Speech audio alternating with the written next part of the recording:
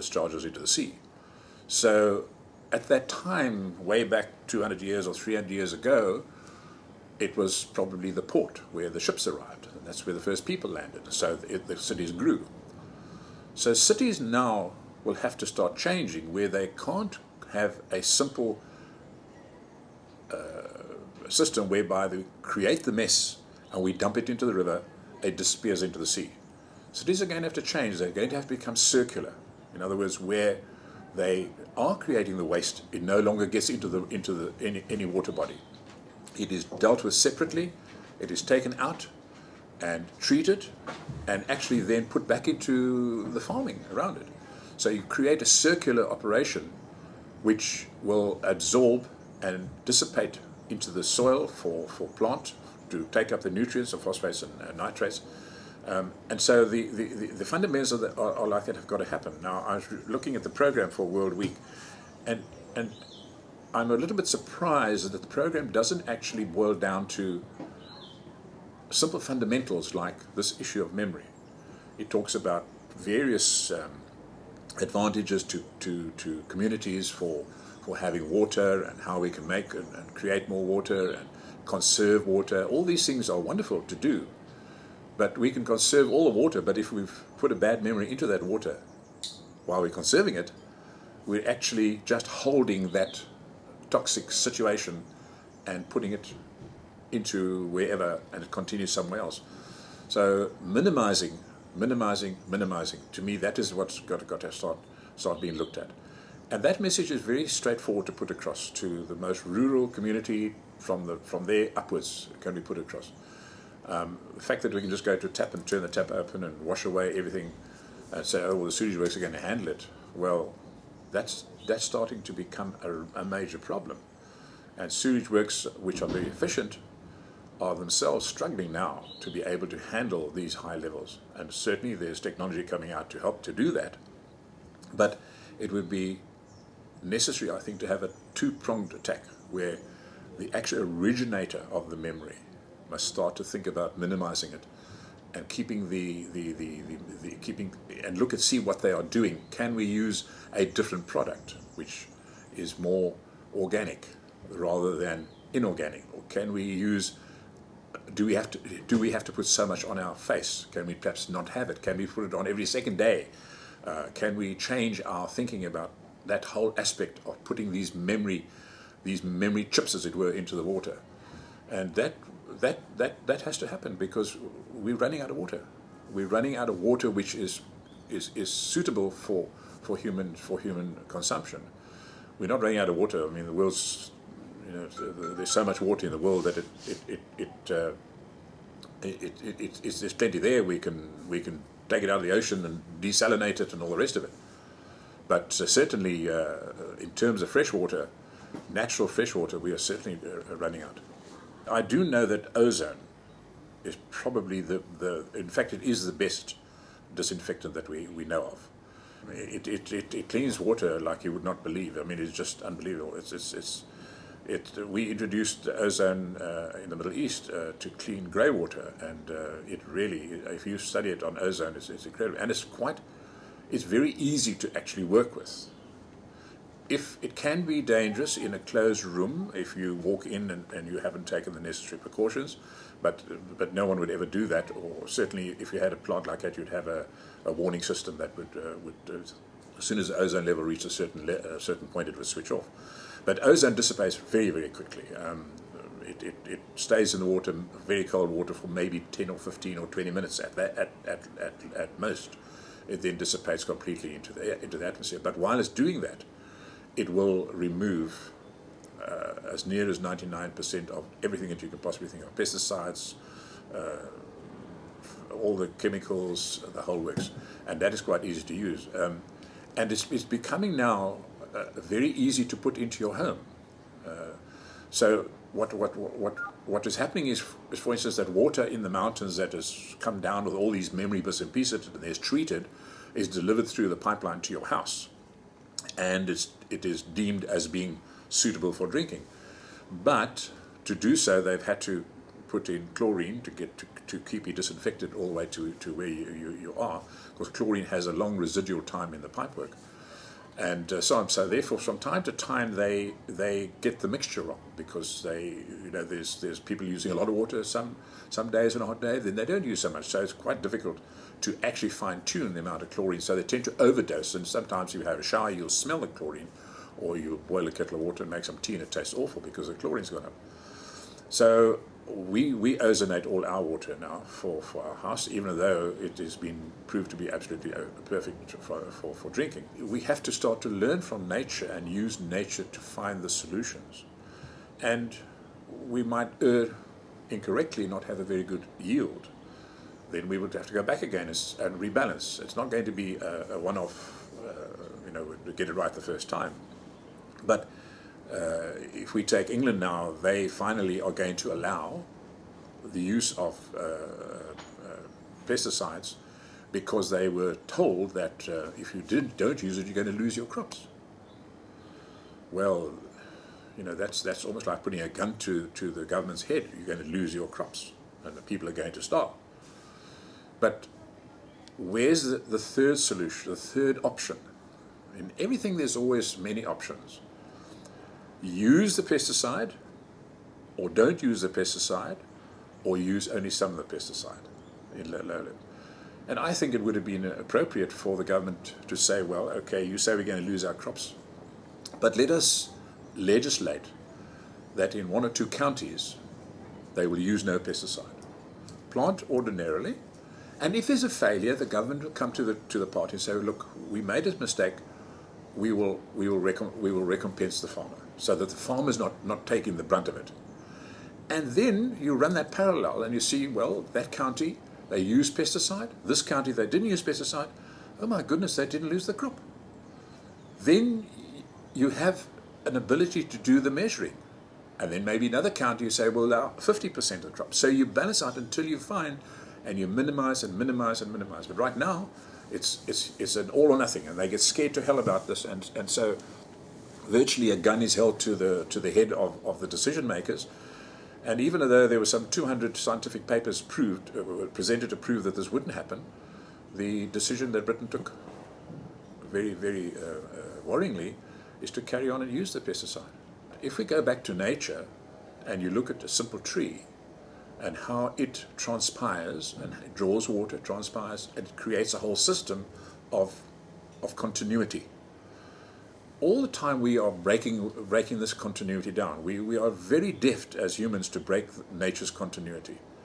And we need to go back again and look at re-establishing nature's continuity. And so if we look at the cry, well, we had to do this because we got to feed the millions or the billions, you take that at face value to start off with and say, well, fine, but then we need to also take an area and start to re-establish what was removed from there. And that is where Luke was explaining with his seeds, for instance, how that can be done. And it's going to take a gargantuan effort. You might put down 10,000 of those seeds and only get maybe 1,000 finally germinate in the first year or the second year. But if we don't do that, if we don't start to actually move, and I'm not talking about trying to turn the desert into a forest. That to me is not right. A desert is a desert because you have more loss than you have gain, period. But on the fringes of where the desert is, on the edges of that, where the desert has been allowed to increase beyond what it would have been X number of years ago, those are the fringe areas that have to be reconditioned. So we really have to take a book out of nature. I mean, a leaf is the most perfect factory. It does everything. And so if we can create more leaves, then we will start to correct the amount of water. But it's not going to be done instantly. There's no instant fix about it. And whether we believe in weather in global warming or not, the weathers have changed. It's warming. Even there's an article now given on the effect of El Nino that's going to have on the whole of southern Africa. Zimbabwe is a basket case from a food point of view. Total basket case. Zambia is similar. South Africa is going to be hit by El Nino. And this is likely to happen for the next 6 to 8 months. That is going to happen. It might last longer, even into 18 months they're worried about. Now, El Nino is not a new thing. It's happened cyclically over goodness knows how long go back. And that energy that El Nino has, where the water temperature in the ocean is maybe a half a degree higher than it would normally be, but is spread over such an enormous area, represents so much energy that we can't even begin to calculate how much of an engine that is in driving the weather. I spoke to someone a couple of years ago about El Nino, and I figured out that it was actually very shallow. I thought it was only maybe a meter of water, or maybe deeper, 1.5 meters. And he said to me, no, the water can be 30 or 40 meters deep, and it can stretch from here all the way to Australia. So you imagine a stretch of water the size of one of the oceans that suddenly has its temperature changed by half a degree, and you had to say, well, let's generate the electricity and warm that ocean up. It's an amount of energy that we can't even begin to comprehend. And when that energy is released, as it is on our weather patterns, that's going to happen. So the natural effects of warming have been around for a long, long time. The corals show us that. There's plenty of evidence of that. So tackling global warming and so on and so forth, I think, has to be done in a number of facets. We know that the carbon dioxide is the major issue, and that has to be reduced dramatically. But right away, I would believe that I would start a whole process of planting, slowly but surely, in the rural areas, and reclaiming. Even if you had to reclaim a half a kilometer of that desert advance in 1 year, that would be an enormous gain. And over a period of years, the effects would start to happen. And there would be a change. The cooling would happen. The trees would create a cooling. There would be transpiration. So you would slowly engineer a change in what's happening there.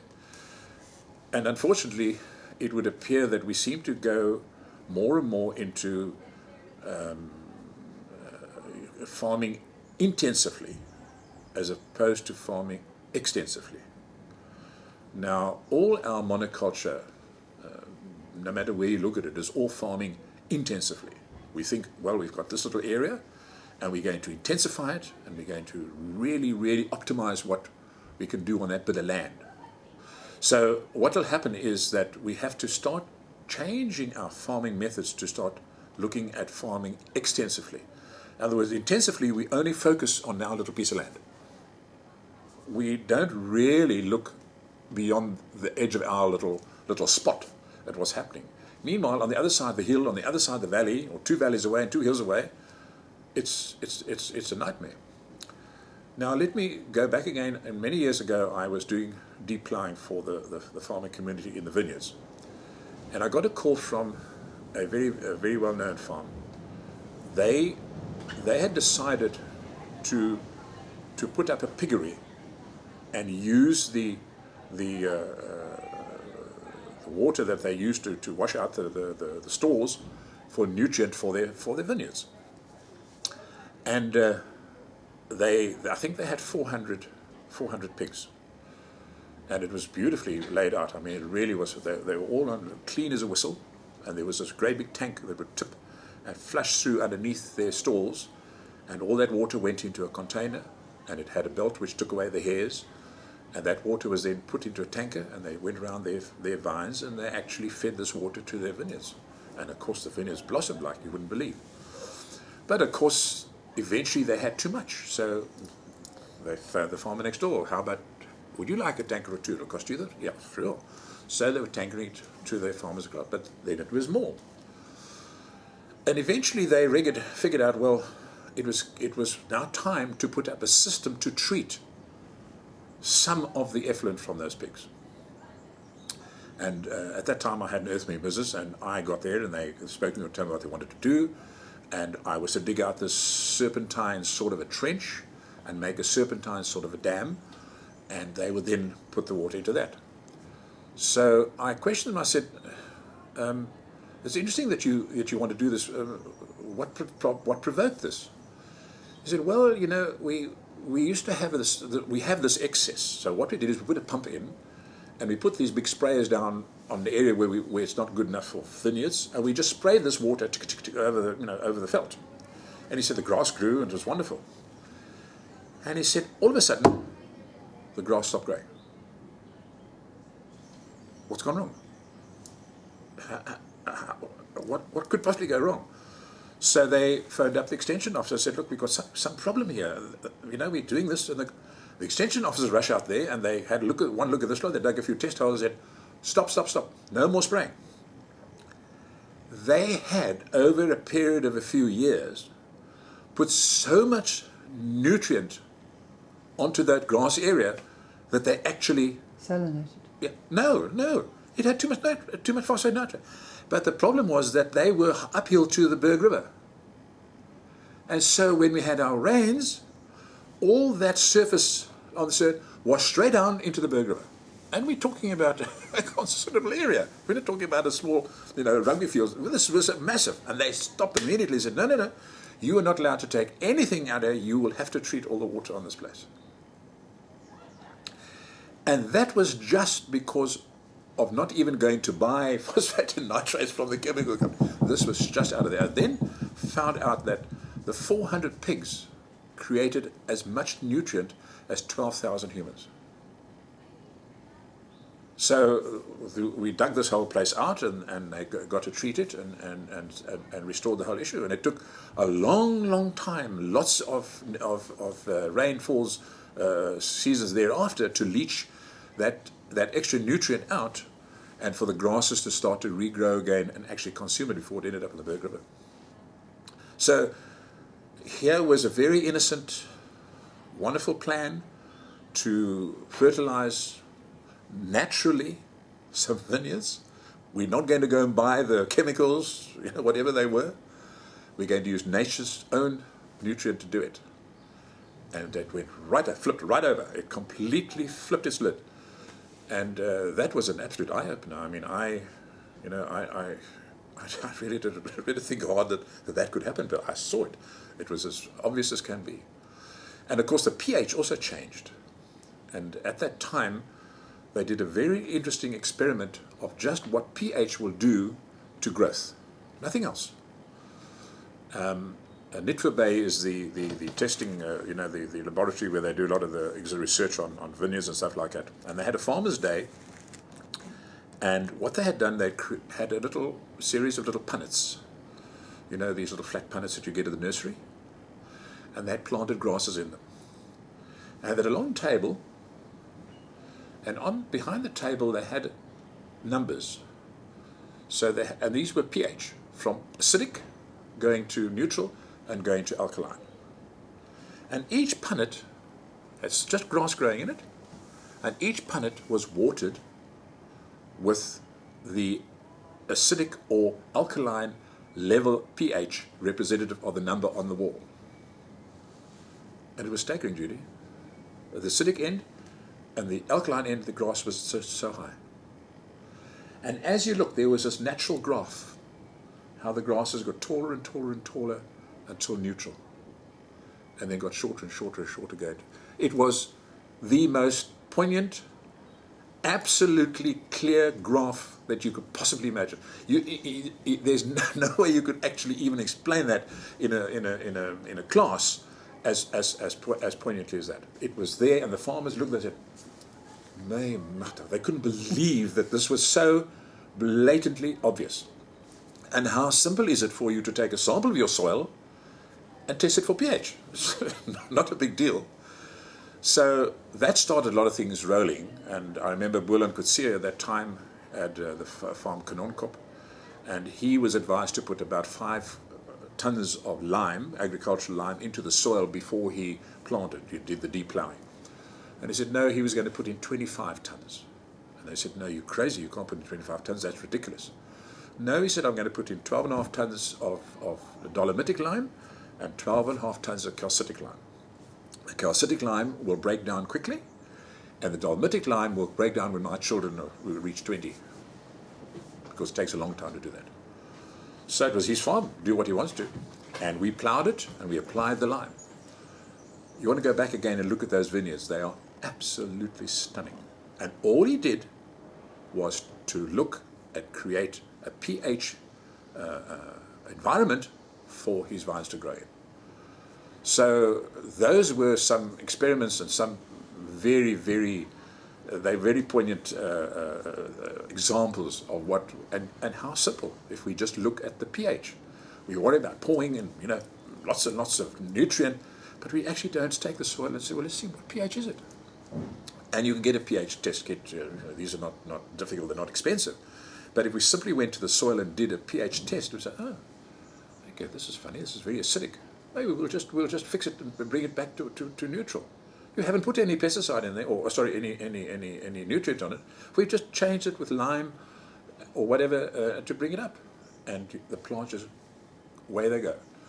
Because nature doesn't do that. Plants will grow where the soil is ideal, and where it isn't ideal, you say, well, why are these trees not growing here? Oh, let's check the soil. And I had some interesting work in the UAE, and our a chap that came up there, he checked the soil, and he could look at leaves and just tell us straight away, well, this plant is lacking substance in the soil. And we take the soil samples away to the laboratory, and blow me down, exactly what he said was what was missing. Things like boron. There was not sufficient boron in the soil. We know that soils are broken into three different components. You have your sandy soils, so you have your loams, and you have your clays. And here, of course, we have predominantly sandy soils, as you know, in the Cape. So the farmers on the Cape are pouring nutrient into this basic filter. It's just like sand, and it's disappearing into the underground water stream, and it's just all over the show. But it's residual time that is actually where the root zone is so short that they keep on pouring at the top, and the poor old plant just consumes a little bit, and then it's gone. It's away. So again, the way that is being applied, and so forth, and the best thing is to add more and more humus to the soil and try and get it more towards the middle point, the more like the loams. I think in about 1966, 67, I was doing work on Marina da Gama, and that soil was really, really bad, and they sent that off to the US for testing. And the report came back that it was possibly the worst soil that they'd ever tested. And they didn't know what to do to it other than to put lots and lots and lots of plant material into it. And so the chipping of trees came into being, and the big chippers were used, and put in as much humus into that as you can. And that corrected it, and they planted and moved trees around, and stuff grew beautifully. So there is this issue of re-examining how we're doing. It's too easy to just go down to the co-op or whatever and go and buy some fertilizer and put it on there and say, well, there we are, it's done. That has to change. We have to start to minimize and look at growing extensively rather than intensively. Let's look around and see what is happening over there. Why is it being done like that? And rather say, hang on a minute, perhaps if I change, I'll just change a little bit of my farm first and see what happens. And if it works out, then that's the beginning of the change.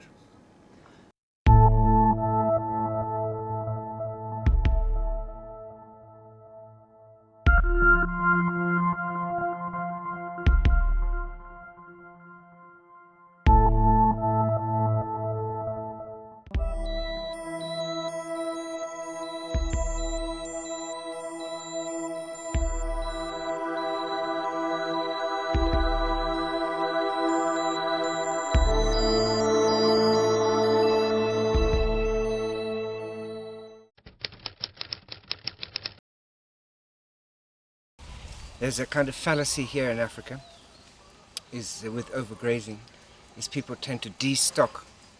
And if you think of the millions and millions of animals that were here in southern Africa 100 years ago, it's completely wrong. Is that one of the reasons we're actually desertifying so fast is that we've removed animals, ironically. So the kind of conventional perspective on it is that we destock because the veld is degrading. But in fact, it's the other way around, is we need more careful management of the stock to rehabilitate the land. This is especially on your extensive dryland areas. There's a issue with pH with cattle, is if you have very acid conditions, statistically you tend to get more bull calves. Once you move your conditions to a slightly more alkaline neutral situation, statistically you tend to get more female calves. How do you do that? Well, one of the reasons is the management of your felt. Is if you've got a healthy felt, is your pH will naturally move more towards neutral. It'll be more in balance. Whereas often the extremely acid conditions, although you do have obviously some natural conditions that would tend to favor acid conditions, but you would generally, as your felt improves, move to a more balanced situation. This is the clover here. This clover, which is nitrogen fixings. This converts atmospheric nitrogen into living nitrogen or organic nitrogen. Certainly a very significant proportion of electricity went into converting atmospheric nitrogen into nitrate fertilizers. And if you consider that we have a whole range of plants that would convert nitrogen into living nitrogen for free, it's a kind of, like, if you like, it's a budgeting issue, energy budgeting. It's completely wrong, is that all that electricity is being drained off to make nitrogen. It's also the issue that most of that nitrogen was used to make explosives, which is highly controversial in itself. But it's just a complete waste of energy and electricity when there's so many different plants that can just convert it for free. And quite a lot of work has gone into it, as they say, certainly I know from upcountry, is 40 large acacia trees can produce the same amount of nitrogen as your recommended applications from your commercial sector. So, I think it's a controversial issue. It's a whole very complex chain reaction. I mean, in this country it would be certainly coal-fired, and then that's carbon dioxide emissions, and you also then using, which a concept in holistic management, your mineral dollars is non-renewable resources, whereas this form of nitrogen fixation is totally renewable. It just requires on the solar, and in fact they have a lovely concept in holistic management. They call these solar dollars. You're generating from the sun a resource which you could consider as a solar dollar. I think it's a very nice concept actually, a solar dollar. The worst thing for any piece of ground is one animal the whole time taking little nibbles from the felt. Alan Savory's come up with a concept of donkey days. And one donkey can cause far more damage, as I say, if it's left permanently on a piece of ground, than 2,000 animals on that same piece of ground for, say, 5 minutes. I mean, I've actually seen a farmer doing that, where he had 2,000 head in an acre of ground, but they were only there for 5 minutes. And this was in a dry area, and after a period of this kind of management, his grass was much tighter spacing than we even see here in this high rainfall area. And the life that had come back into that soil was tremendous. His following the animals were a flock of guinea fowls, starlings, and the animals, wild animals, would follow the cattle and have wonderful grazing. I would say the danger is one animal just picking away, and you'd definitely start getting overgrazing. Is that the grass never has a chance to recover. As soon as it shoots, the animal nibbles. So you find the roots of the plants start degenerating, and the spacing between the plants then gets further and further apart. And if it were to persist for any length of time, you end up with a desert. So the idea of growing between the vines is to provide a cover for the soil, to prevent soil erosion and to improve the condition of the soil. What's usually used are your grasses, grass family, like triticale is the one that's used commonly in a lot of vineyards now. There was triticale here. But definitely, if you protect the soil on the surface and increase the soil organic matter, you're basically benefiting your grapes in the long run. I think there's a very exciting potential, and certainly in your old areas in Italy and Greece, is the farmers use the space between the vines for a lot of different crops. So I think in the long term what we would be looking at is, once we get the condition of the soil up, is producing much more, if you like, in-demand plants between the vines. I said at the moment we're fairly early stages of sort of trying to improve the condition of the soil. Obviously also here it would be in the winter that we'd be mainly growing between the vines. We're using totally biodynamic techniques in this vineyard. What they do is they are quite regularly sprayed with compost tea, which feeds the plant, but also is used for controlling pests, as it creates the right kind of pH condition to give the plant resistance to fungus diseases. So there's no chemical inputs at all here in the vineyard. We use a lot of thick mulch, and when compost is available we try and get compost down onto the vines. But what we're using primarily is a compost tea. So at the moment they've been sprayed twice a week with compost tea, both for disease control and also for the nutrients of the vines. At the moment we've started some traps using pheromones. For example, we've seen on some of the olive trees the mealybug. So we've put up a mealybug trap just slightly higher up here in the vineyard to monitor and see what kind of levels of infestation are here. And should there be a serious infestation, we would be using completely organic methods of control. Like probably for mealybug we would use a natural plant oil that forms an emulsion, and we would be spraying that if the infection reached a critical level. But I think that's very unlikely. We could also use the traps that we've got in larger number, and the way the trap works is it consists of the pheromone, which is a chemical substance produced by the insects that attracts the insects. And so the insect is attracted into the trap, and at the base of the trap is a sticky pad, and so the insect gets stuck. So we could be using the traps as well if we get fairly low levels of infection. This is one of the traps. It's brilliant. Okay, so the tiny little guys there are the mealybugs. The little capsule in the middle contains the pheromone, which is what's attracting these insects. So that's come from the research, it's a natural product. Well, certainly what the ants do is feed on the secretions from the mealybug. And I think some people would be correct in saying is the ants actually farm the mealybugs and milk them. So it's a bit like an ant dairy farm. Is they milking literally the mealybug and feeding on the secretions from the mealybug.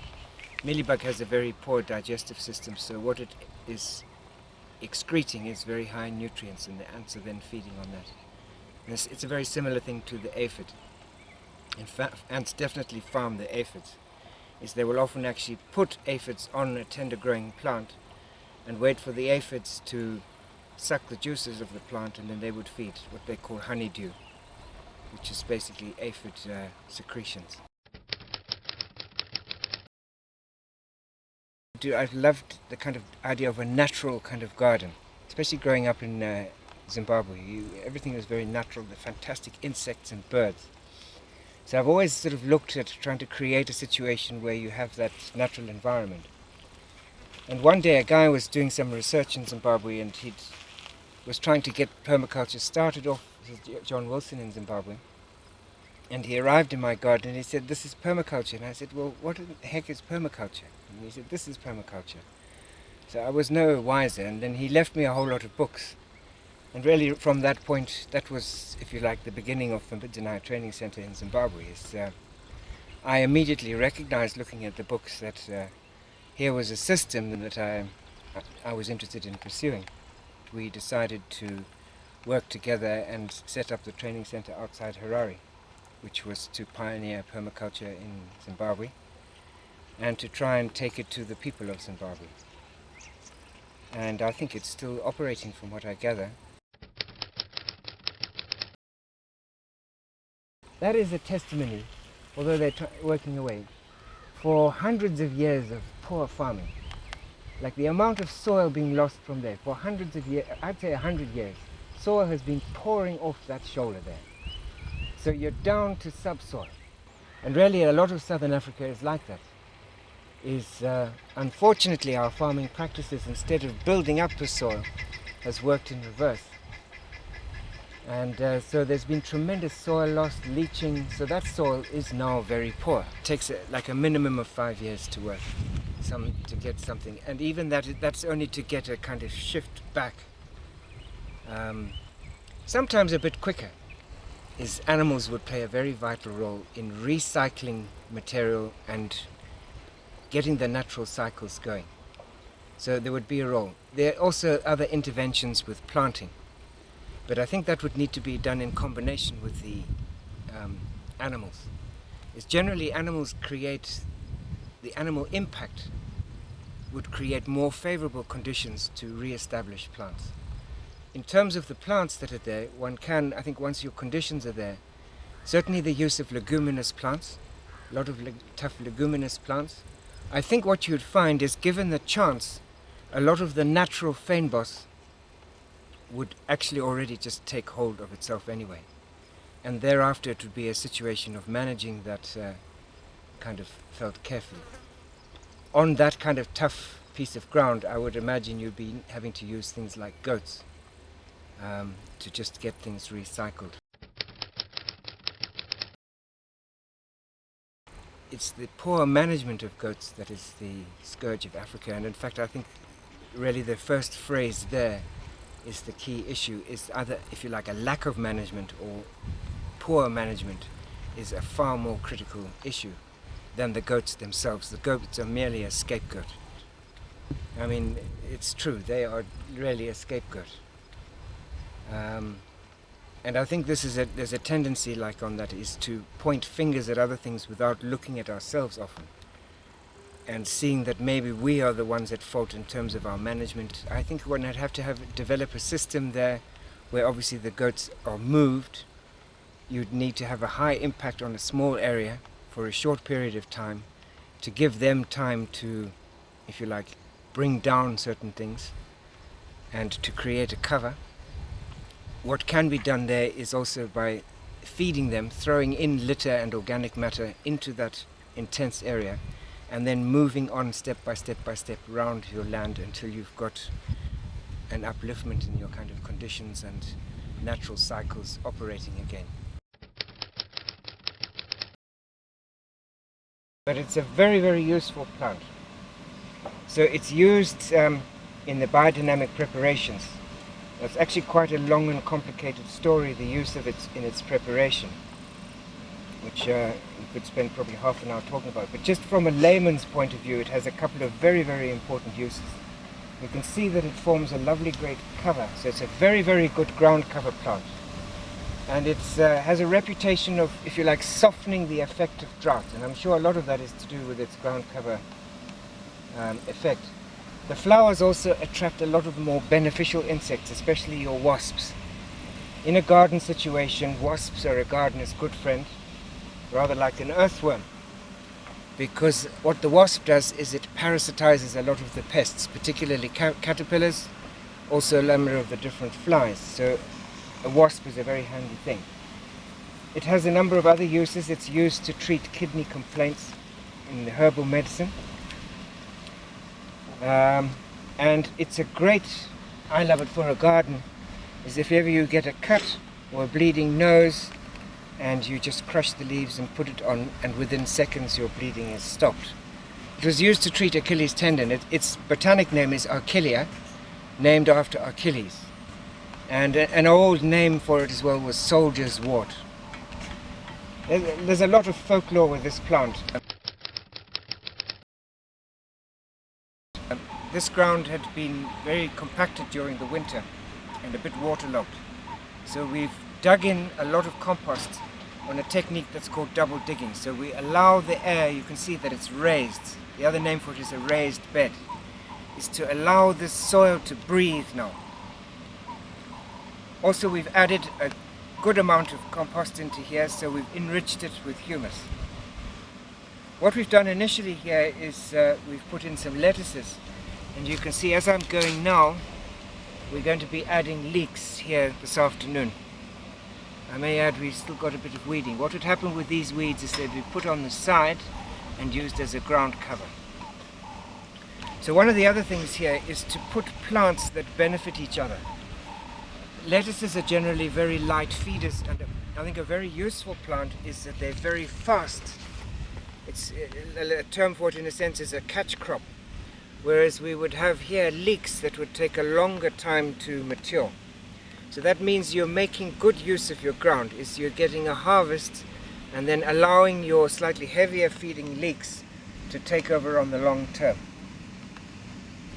Also, they have the benefits of what we call companion planting, is that often these would help to keep the soil cool for the leeks, to give them good growing conditions, and the pungent odor of the leeks would also tend to benefit and keep away pests from the lettuces. A classic combination of basil and tomato. These were only planted yesterday.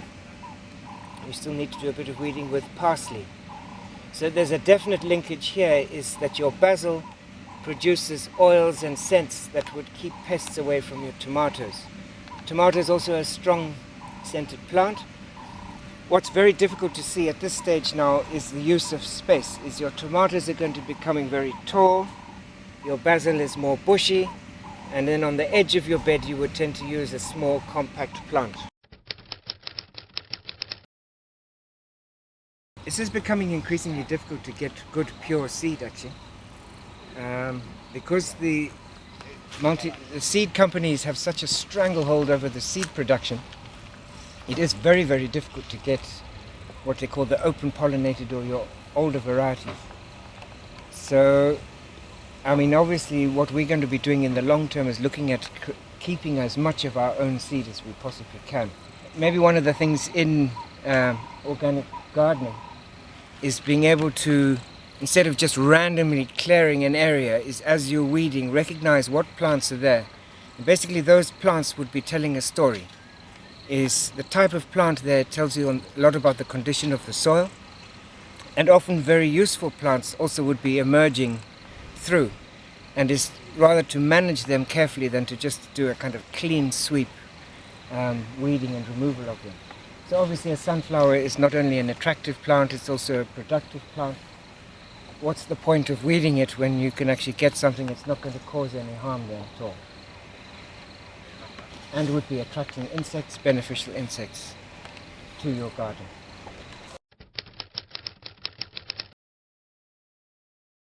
Composting is the business end of any organic farm, and is an extremely important process. Here on this farm we're actually practicing biodynamics, so it would have an increased importance, and it's probably the most important process here. We've now busy collected up. For our compost we tend to favor cow manure as the best ingredient for making the compost. But we've gathered together a variety of different organic material.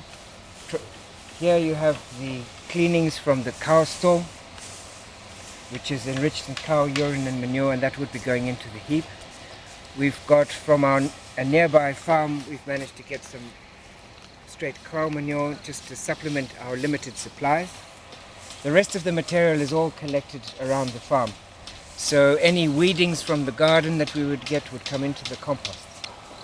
In making a good compost heap, it's quite helpful to consider it almost as a creature in itself. So one is really building up a creature here. So one has a breathing down the central, is we pack very loose material so that the air can get in. And it's a critical process in making good compost, is to get enough air circulation. Also to have the right, and certainly at this time of year, the requirement of watering everything in so that all the material is nice and wet.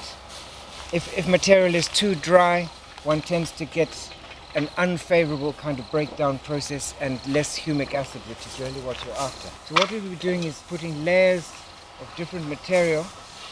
We'll be following here with some green garden waste and building up the heap to about 1.5 meters. Okay, so although it would be here, it's quite loosely packed. Now one of the specific things about which makes biodynamic compost a bit different from the others is that we would be using special preparations and adding these in. There would be 7 different preparations that each of them would bring in certain enhancing processes into the compost heap. So some would be to enhance the calcium process, okay, so the assimilation of calcium. Some would be to, like the silica, to bring light into the compost material. Others are to give it, like we talked on yarrow. Yarrow is one of the preparations. That's the one that's used to bring in the light process. Okay, so it's like bringing light down into the soil. The compost here would be used to make compost tea. And the way we do that is usually we have a large tank and we take about a wheelbarrow load of good humus and it's put into the tank and filled up and then stirred. What we call dynamizing it is it's aerated. So it follows a aeration process for 18 hours. So this in a sense activates the whole mixture. And then the following morning it would be sprayed, primarily in the vineyards, but we will also be using it in the garden areas and in the for fruit trees.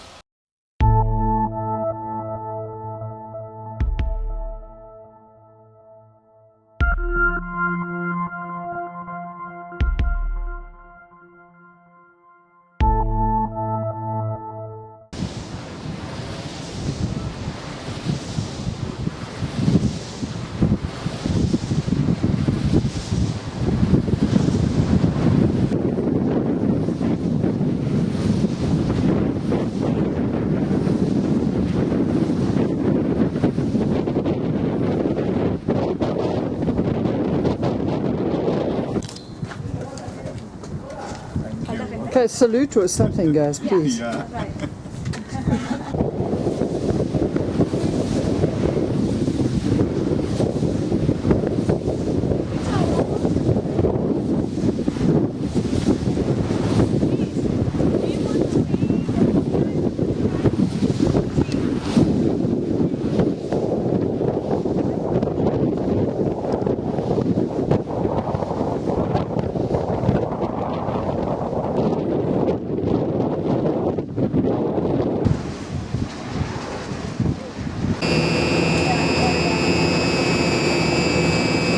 It's produced in a very slow voltage, and it has to be transformed in a medium voltage to put it in the grid. And with this underground grid, it goes to the substation.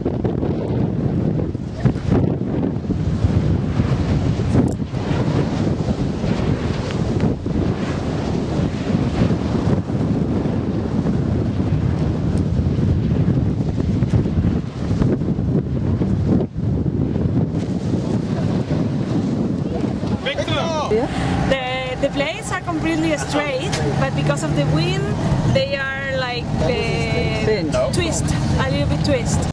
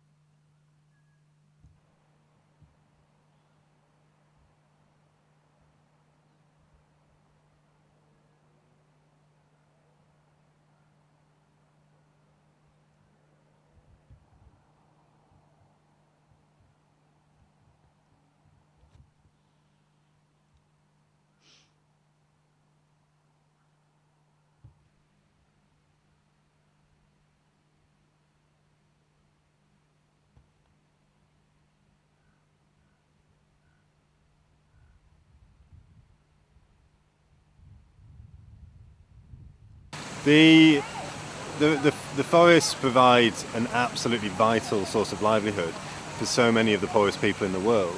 And I was recently in India and working with some forest user groups in India, and also with Nepal with a fabulous organisation called FECA, which is the Federation of Forest Users in Nepal.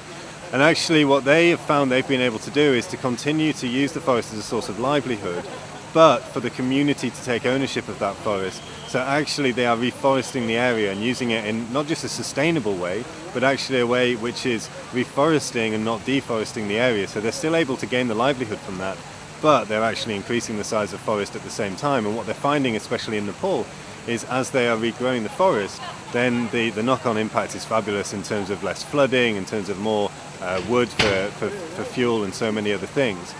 The big problem with deforestation is in areas where the forest is no longer owned and used by the community, and where large businesses have ownership and access to the land, and then the use of the forest is seen purely as an economic factor. So the use of the forest has to be seen as a benefit for the community which is living with that forest, or as a benefit for the wider community as a whole, as in the global world, which relies on the forest as a carbon sink and so many other things. So actually I think there are ways to continue for the forest to be seen as a livelihood for so many poor communities living in forest areas, but actually to reforest the area at the same time.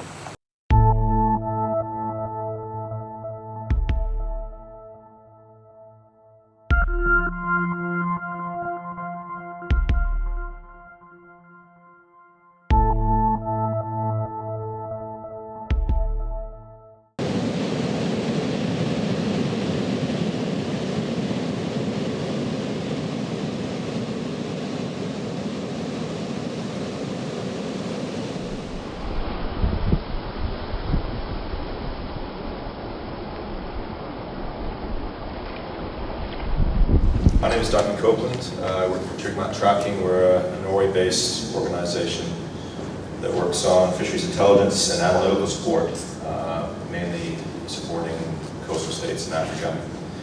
And I have a very unhappy sort of presentation today, as was referred to this morning in the opening remarks, on a murder at sea case. So the background of this case was that this video was posted on YouTube, and the contents appear to show the execution of several individuals at sea. It was titled, "Fishing Vessel Fijian Crew Getting Shot Outside Fiji Waters." It was posted in August of 2014 by a YouTube member, and can be found through a link. And it's still up there, and we're going to look at a quick second of it. Now, the video was found on a mobile phone that was left in a taxi in Fiji by a local student, and then it was turned over to the Fijian police. The police investigated, and they closed the case on the 26th of August 2014 with the conclusion that the crime shown in the video did not take place in Fiji. So the name of the video already is a bit of a misnomer. Where the film was found was also confusing. We conducted an investigation to try and identify more crimes, more detail on the crimes committed, and also identify areas for further investigation by enforcement agencies. Specifically, what we tried to identify was who was involved, the vessel, the companies, the individuals. Where did this incident take place? When did it take place? And who were the relevant authorities for further action? So we see at least 5 different vessels in this video. 4 are suspected to be fishing vessels, while the 5th appears to be a smaller type of vessel, and this has been destroyed in the water, as you'll see. The video opens with 3 vessels in view, and an automatic weapon is fired from the same vessel that the film is being recorded on. So everything that we see is basically from the same viewpoint of the vessel and where the crime took place from. Early on, we see the person who's filming it, which is taken on a camera on a phone. They're trying to zoom into one of the other vessels, and from this we can identify that vessel. The person then focuses on the 5th vessel, the small canoe, which is in the water, and it's been broken into parts, possibly by a collision with another vessel, but it's not known. And there are at least 4 people that we've been able to identify near the wreckage of the vessel. And over the course of the film, someone on board proceeds to shoot and probably kill all 4 people in the water. Now, there are no definitive indicators in the video as to the place and the time of the incident. Now, as I said, I'm going to show a very quick 30 seconds.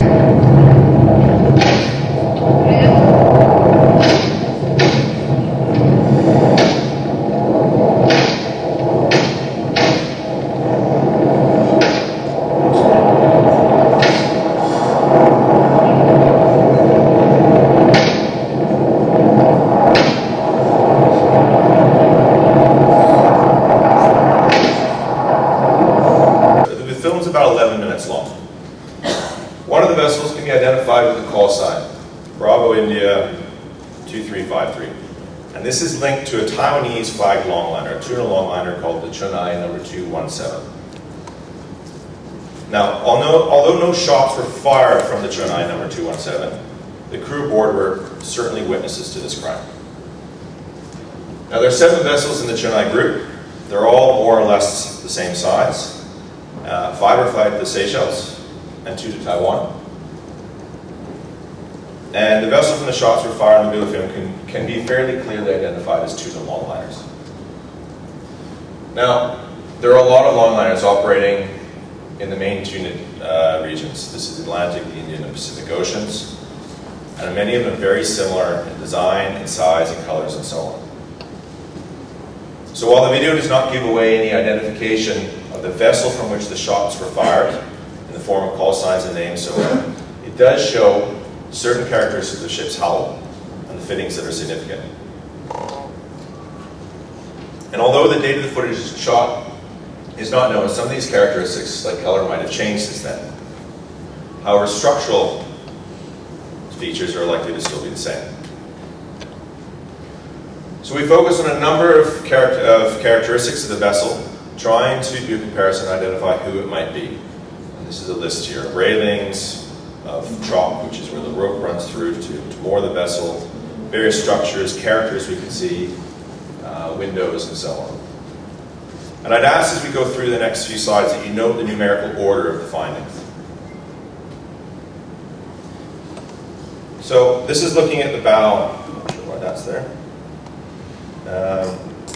The bow of the boat. And first we can see that there's sort of individual railings, one railing between the top and the bottom. On the starboard side, we can see that this chalk, this is where mooring lines run through, is separated from the railings itself, which actually is quite an unusual feature on these boats. You can see there's a structure that separates the mid and front section of the bow, and this is painted a light blue-green color. We can see some Chinese characters translating to safety first. There's a structure on the back end of the bow section, again painted blue. We can see that there are 11 windows on the bridge, and that there's red trim. Also that the roof railing has 1 bar between the top and the hull, and the bridge railings have 2 bars between the top and the hull. Now, we reviewed around 3,000 photos of around 300 potentially relevant vessels, comparing them against these and a few other identified characteristics. And from this analysis, we identified 2 potential candidates for the vessel in the video, one of which is stronger than the other. And these are the 2 vessels here. So noting the numerical order of the characteristics we just looked at, this is the first vessel, the Chunai number 236. And we can see that some of the features are the same, some are not the same, and some we were not able to identify based on the photos that were available. And here we had some similarities. Now the second vessel, Pingxin number 101, this we found a lot of commonalities. Basically, the only ones that we couldn't identify were those that we could not see from the photos itself. So we could see that the chalk was the same, the number of bars were the same, trim and number of windows and so on were the same. So this becomes a strong candidate for the shots from which the vessel was fired. Now, as we'll see also, there are many other links to the vessel that was identified, the Chunai number 217. But it's also important to say that while the vessel that this second vessel is a strong candidate, it's not a perfect match.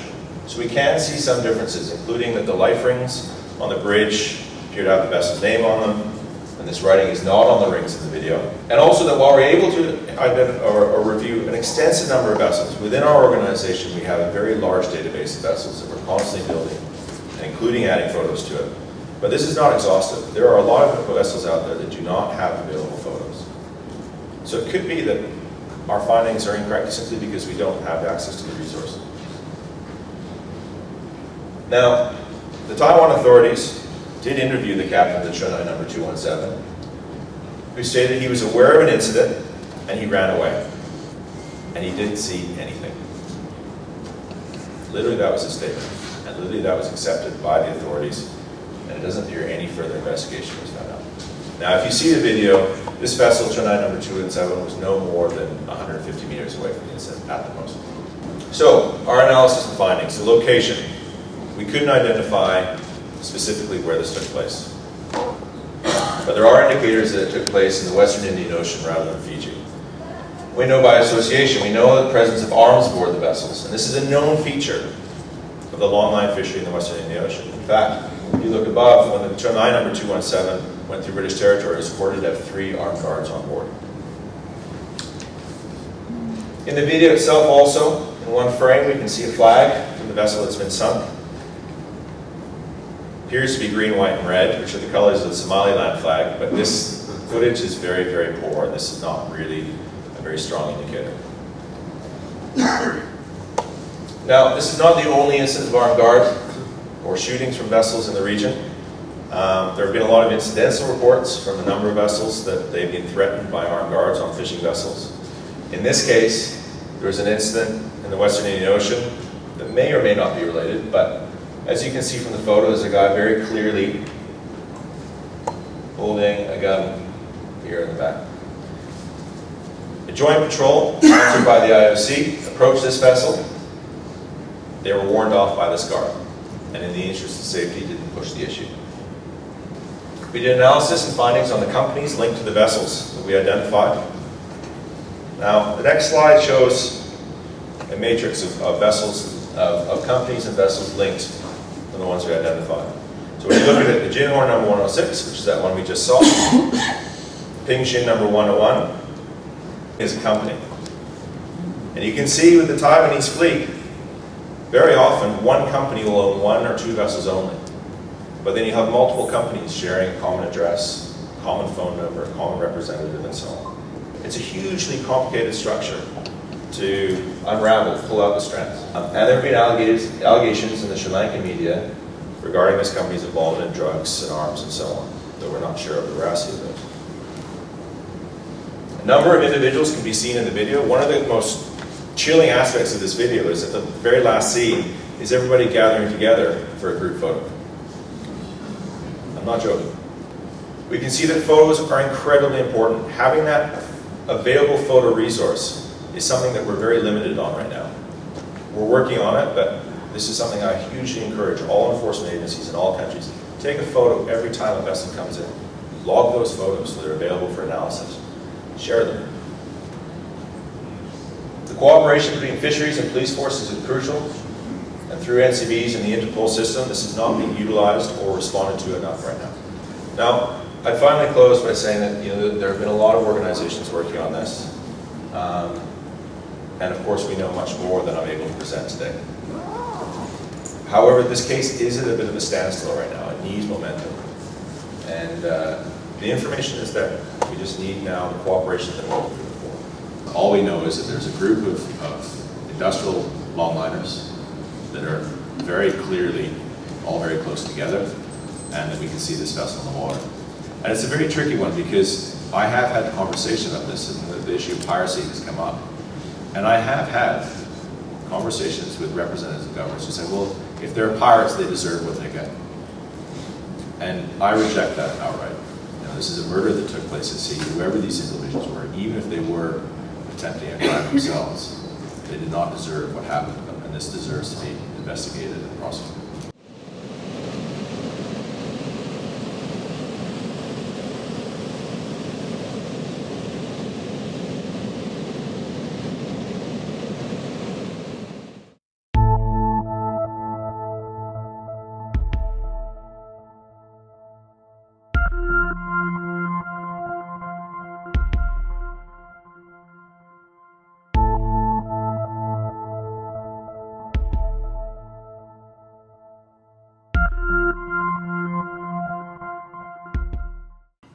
Africa is the worst hit, besides the small island states, when it comes to global warming issues.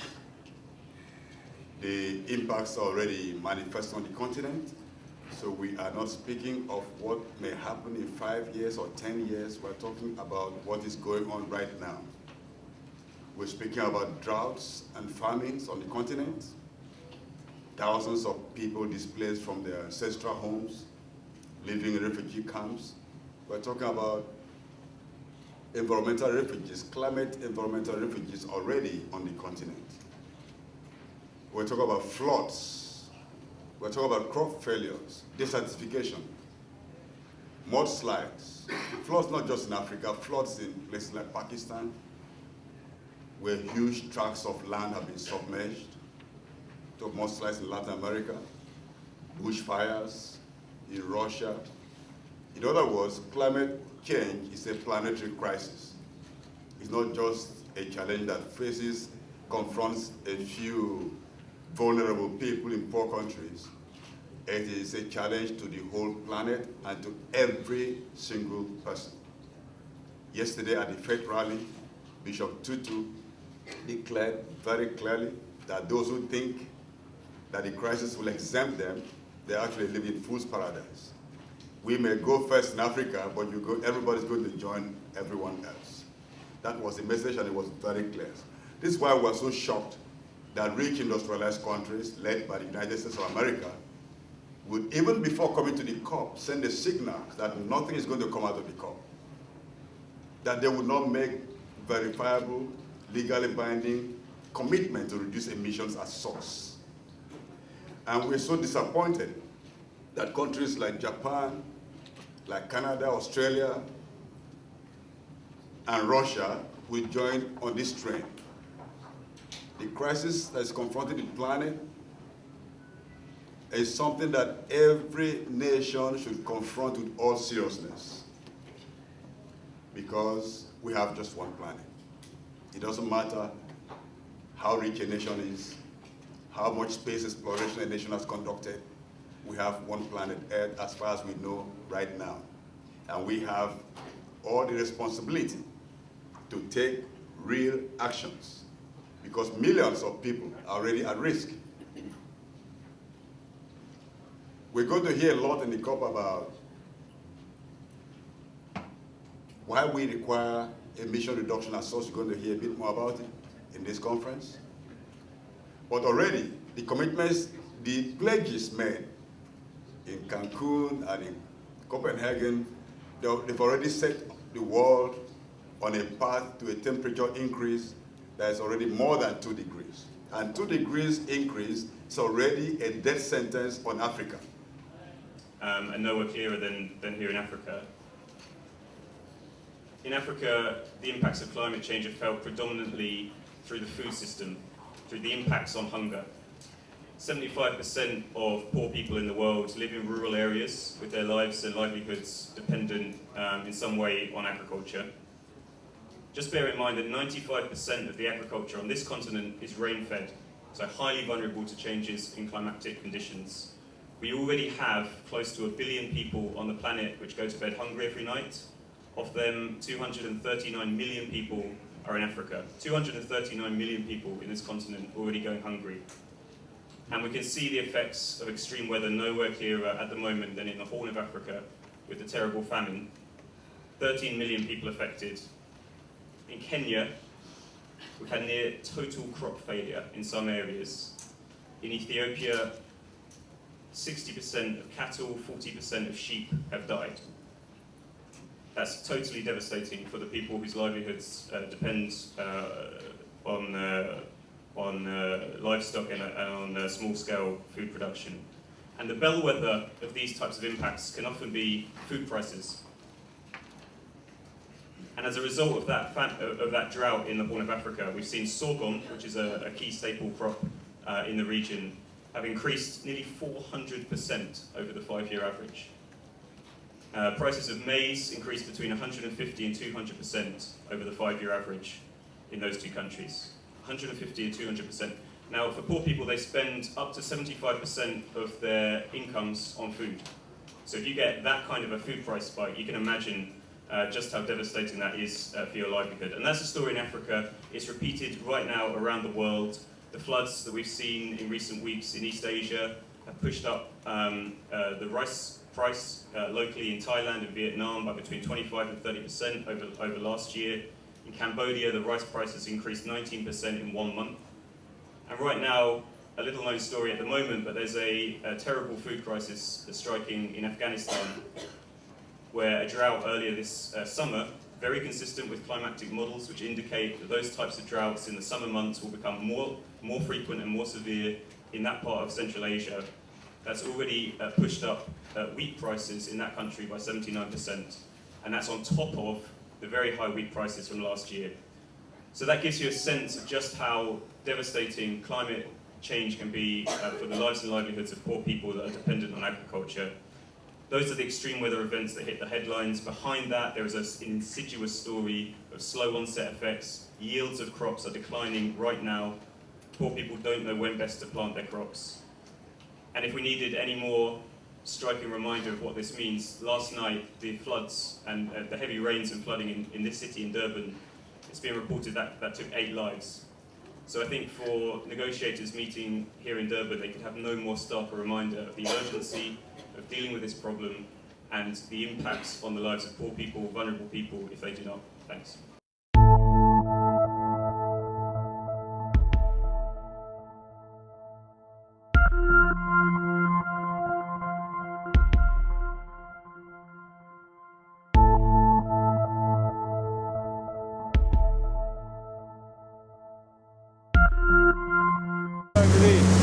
We're coming up to it now. Very dangerous. If you get too close to it on the one side, it will suck you in onto the rock. The boat, we'll get close to it now. We've been quite close to that a few times and it's been quite scary.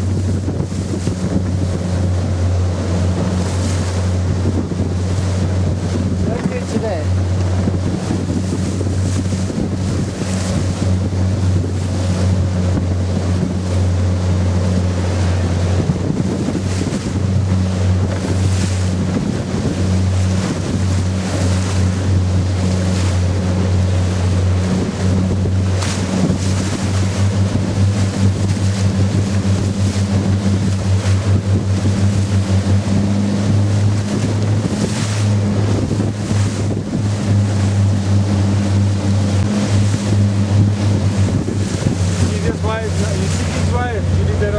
Catching us this side of the boat. Yes? You see how they can suck you in onto that rock? Yeah, I can see.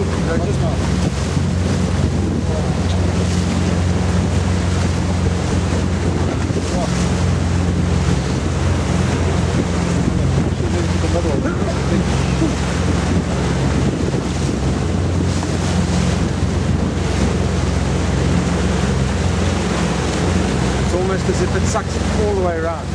Breaks into the center.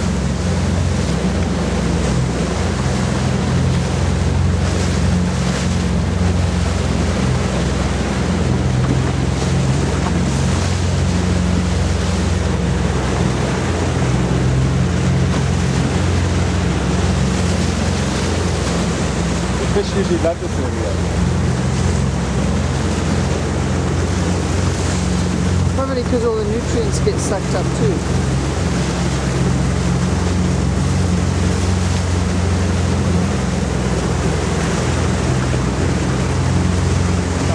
That pinnacle comes up 38 meters off the floor of the seafloor. 38 meters. Say that again? That pinnacle comes up 38 meters off the seafloor. So it comes straight up. Beautiful.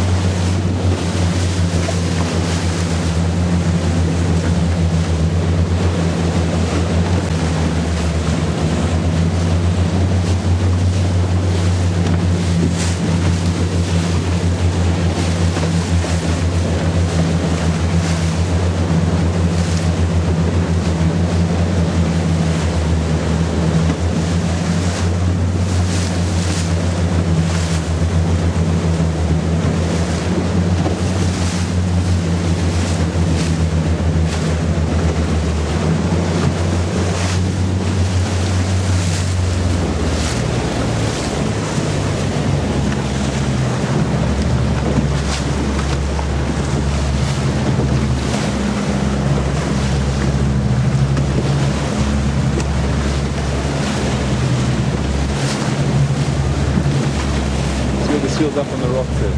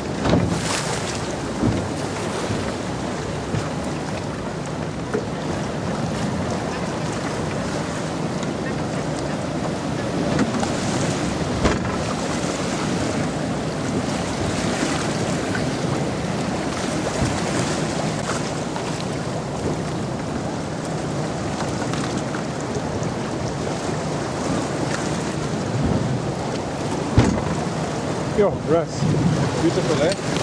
Look at this beautiful clear fishing water. Look at this. Yeah, I know. It's crystal clear, man. What's the depth there? 11.5. Yeah. What's the temperature? Temperature's cold.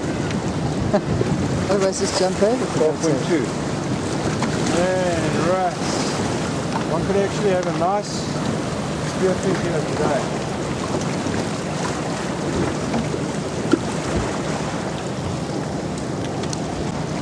We haven't done that for a while, Russ. We was actually bringing a boat out like this for a nice joyride one day. Yeah.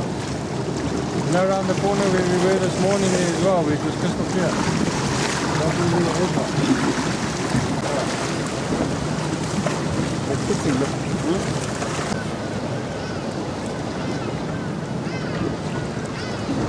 This side, maybe.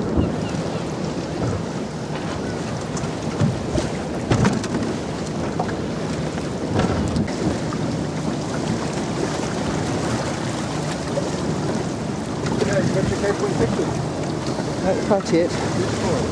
Beautiful, yeah. Absolutely spectacular, actually.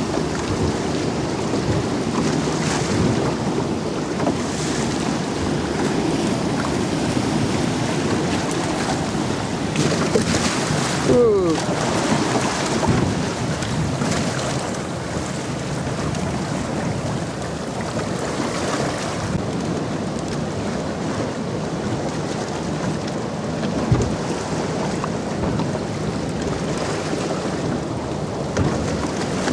Yeah, good. Yeah. If you look at the profile of the rocks over here, you'll see that